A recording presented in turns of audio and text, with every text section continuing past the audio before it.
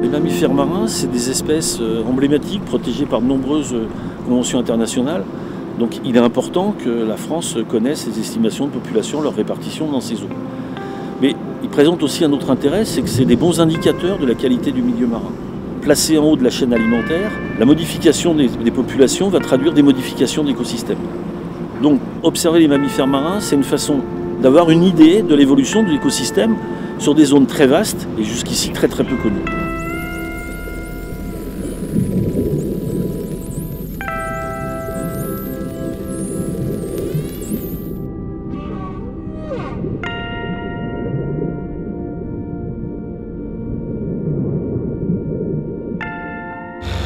Survoler en avion les eaux tropicales françaises pour observer la grande faune marine, c'est le pari un peu fou relevé par l'Agence des aires marines protégées, devenue l'Agence française pour la biodiversité. Ce programme est mis en œuvre scientifiquement par l'Observatoire Pélagis. Son nom de code, REMOA.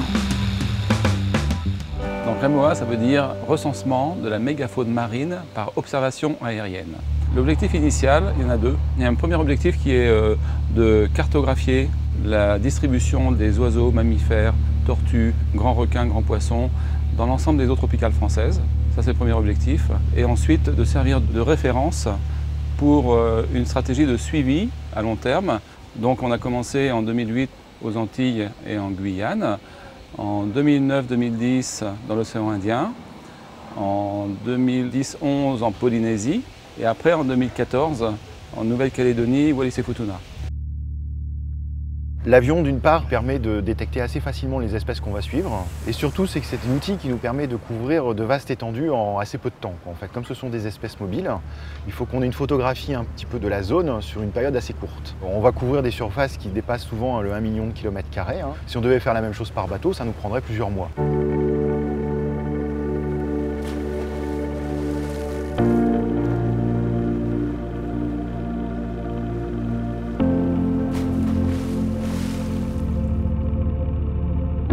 À 200 mètres d'altitude, la grande faune n'est au final pas si grande que cela. Au fil des campagnes, c'est tout un réseau d'observateurs locaux qui se sont formés aux observations et au comptage depuis un avion. Alors les 15 observateurs qui vont participer à la campagne sont constitués en fait pour moitié à peu près de gens qui ont déjà fait les campagnes précédentes, donc qui sont expérimentés, qui vont permettre d'assurer le standard dans la qualité des observations. Et puis bien sûr, comme c'est des campagnes qui ont pour objectif aussi, c'est un peu la marque de fabrique des campagnes REMOA, de faire du transfert de compétences en fait. On va former donc des jeunes ici, enfin des jeunes, des observateurs en tout cas, qui sont issus des ONG locales qui s'intéressent à l'étude et la conservation des espèces que nous allons suivre. Tu m'as dit c'est ça? Oui. D'accord. Donc là, je ne mets pas de direction de nage, puisqu'il ne nage pas. Et je mets juste le guide dans behavior. Est-ce qu'il y avait des jeunes? Il y avait un bébé. D'accord, il y avait un bébé.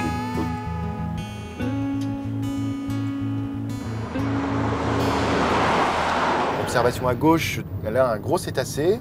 Je le vois d'assez loin. Je pense que c'est un cachalot, j'ai vu le souffle. Donc tu as un code spécial pour le... Tu vois, tu as la liste des codes ici, Q. Donc souffle, c'est 2, 3 en fait. Donc Q. Q. 3. Ouais.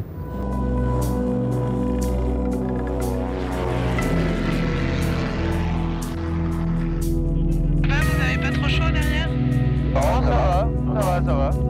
Les observations aériennes sont réalisées selon des plans de vol définis au préalable. Ensuite, les observateurs passent jusqu'à 4 heures à scruter l'océan et saisir les données avant de passer le relais.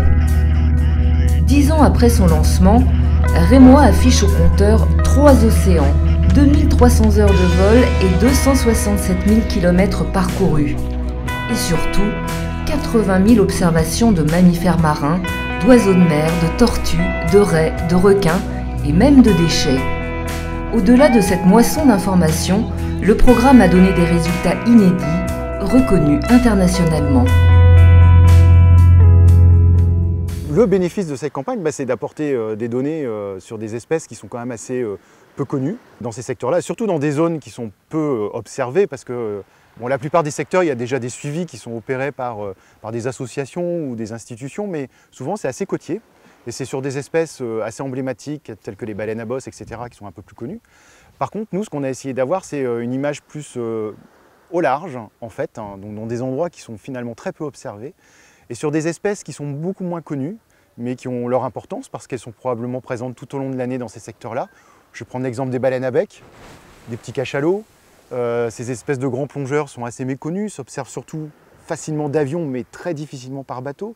Et là, on a eu des très grandes surprises. Hein. Dans certains secteurs, on a vu des densités assez importantes pour ces espèces-là.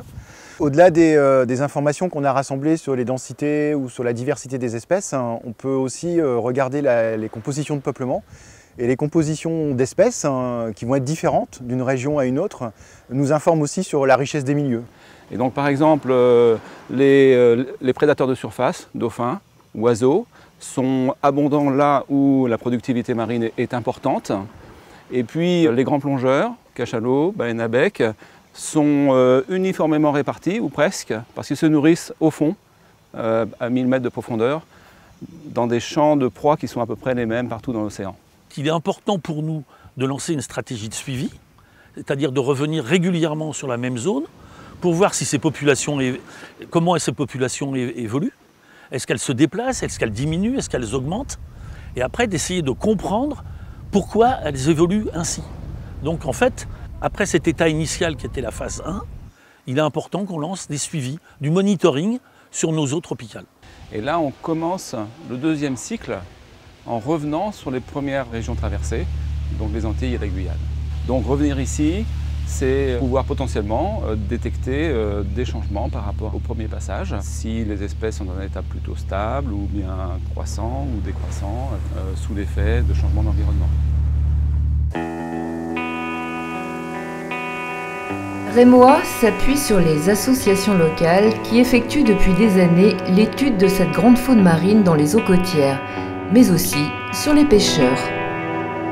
C'est pas donné à tout le monde de monter en avion pour observer les cétacés, c'est une sacrée expérience. J'ai de la chance en fait de faire partie de moi. La mer, c'est ma vie. C'est la seule richesse qui nous reste. Il y a des moments où pour nous c'est difficile maintenant de pêcher. Les systèmes de pêche d'avant, ça marche plus. On va utiliser Remoa pour faire bouger les choses justement. Les pêcheurs sont des observateurs potentiels et des vrais observateurs toujours sur le terrain, et que pour peu qu'ils soient un petit peu formés, habitués à noter un peu ce qu'ils observent et à reconnaître les espèces, ils peuvent être les meilleurs observateurs du monde pour les marins.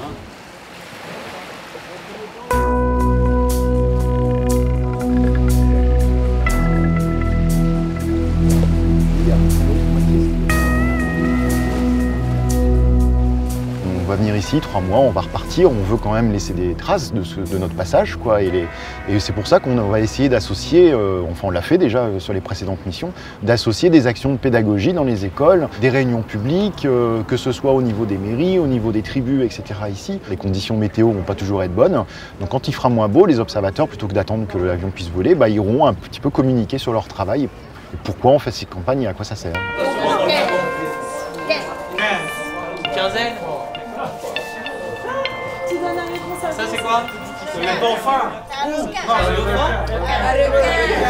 Voilà, regardez bien la queue. C'est un requin. C'est un requin. Et souvent, les requins, on les voit bouger la queue comme ça. Donc c'est requin violet. Oui, on a aussi le même. Ça, je sais plus. Requin bleu, ouais. Remoa s'inscrit dans les programmes internationaux comme étant un des plus gros programmes d'acquisition de données sur la mégafaune marine, en particulier dans la région tropicale. La valorisation scientifique de Remoa, elle tient à 2 grands domaines. Il y a une valorisation pour la conservation, qui consiste à identifier où sont les zones importantes pour les mammifères marins, dans le monde entier, en vue de leur conservation. La seconde utilisation des données de Remoa, c'est leur exploitation scientifique. Et cette exploitation, elle vise d'une part à bien comprendre les espèces qu'on observe directement, et d'autre part à bien comprendre leurs relations avec les écosystèmes marins.